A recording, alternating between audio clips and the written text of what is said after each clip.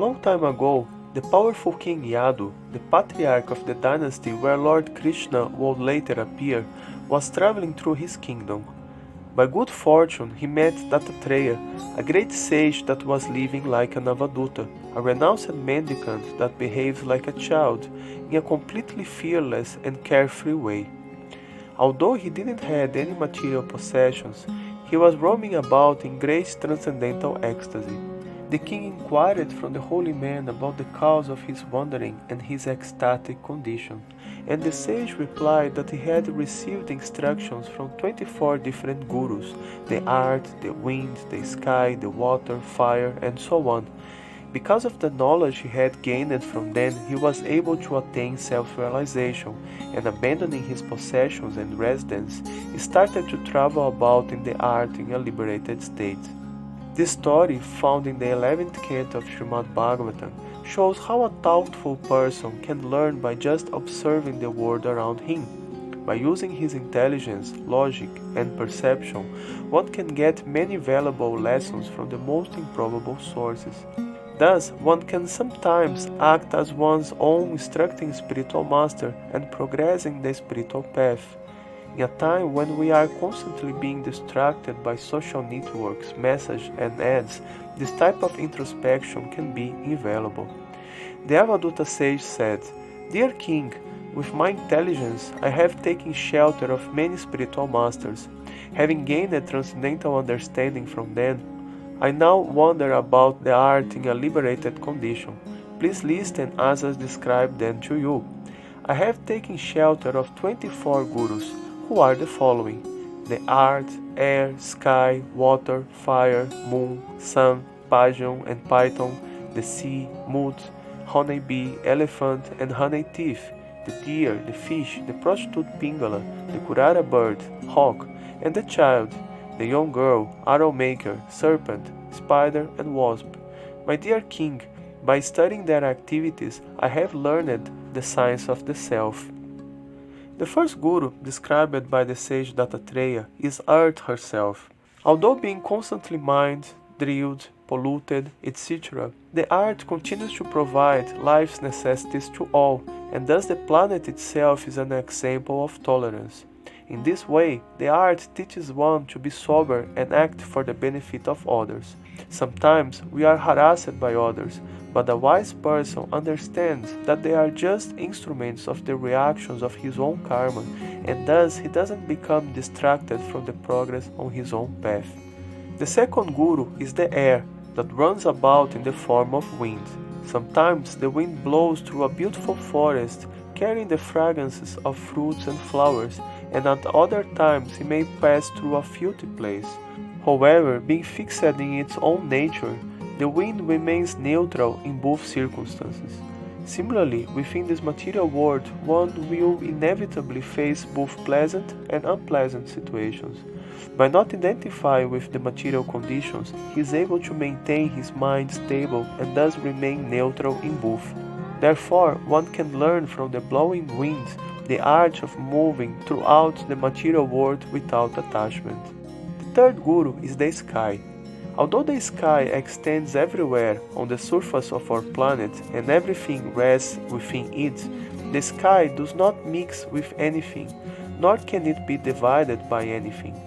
Although the mighty wind blows clouds and storms across the sky is never implicated or affected by these activities. Similarly, the spirit soul is not changed or affected by contact with material nature. Although the living entity enters within a body and is impelled to execute different activities by the forces of nature, his eternal spiritual nature is never affected. In this way, a soul can live peacefully, being satisfied with merely keeping oneself alive, remaining uncontaminated by the body and the objects of the senses. The fourth guru is the water. In its natural state, water is very pure, clear, and pleasant. Even by merely flowing, the water creates pleasant sounds. Thus, one can learn from the water about how to be pure, gentle, and soft-spoken. Another quality of the water is that it is capable of cleaning even the dirtiest places.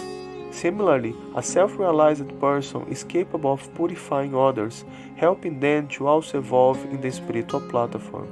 Just as water in its pure state is transparent, a transcendentalist should act as a transparent medium to the spiritual realm, speaking according to the previous masters and scriptures, and not according to his own speculation. The fire is the fifth guru. Just as the fire sometimes is concealed, burning underground or beneath a pile of ashes, a self-realized person prefers to conceal his exalted spiritual position, leaving the world unnoticed by materialistic persons.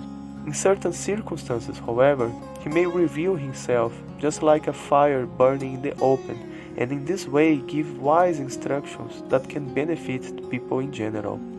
Although an ordinary person immediately becomes puffed up and foolish when he is praised, such inauspicious tendencies are burned to ashes within a self-realized person due to his contact with the spiritual energy. In this way, he remains equipoised in both praise and defamation. The sixth guru is the moon. We can observe that the moon goes through different phases, waxing and waning, but the moon itself remains always the same. These different phases are just due to the movements of the planets and affect only one who is observing the moon from the earth. Similarly, the body goes through different phases, birth, growth, dwindling, and death, but the soul is not affected by any of these changes. This is something that can also be learned from the sun, the seventh guru. Even when reflected in various objects, the sun is never divided, nor does it merge into its reflection.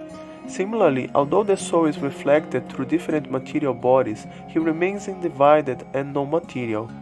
One who identifies with his original position as a soul, instead of identifying with the temporary body, is able to see in the real, eternal platform.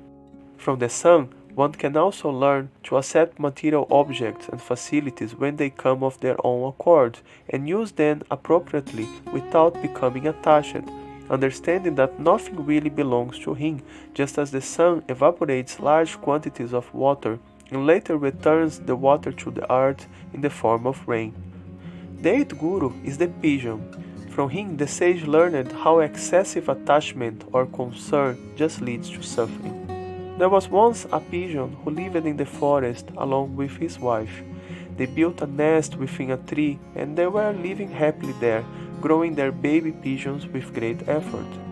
The two pigeons had great affection for each other, their hearts firmly tied by affection.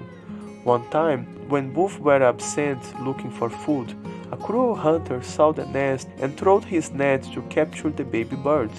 Seeing her child captured in the net, the late pigeon experienced great anguish, and crying out, she rushed toward them and was thus captured by the hunter. Seeing both his wife and children captured on the net, the male pigeon started to lament. Seeing his poor children trapped in the net and on the verge of death, struggling to free themselves, his mind went blank, and thus he himself was also captured. This way, all the pigeons lost their lives. The same way, one that is too attached becomes disturbed at heart. This clouds his judgment and makes him suffer and take decisions that may just bring him harm in the end. We can learn how excessive attachment is not good for ourselves. Everyone is bound by the laws of karma and other superior forces. Therefore, one needs to learn how to deal with loss, understanding that everything in life is transitory. Being gifted with intelligence that can be used to cultivate self-realization, human life is considered a very valuable opportunity. One that misses such an opportunity is compared to a person who has climbed up to a higher place with great effort just to fall down again.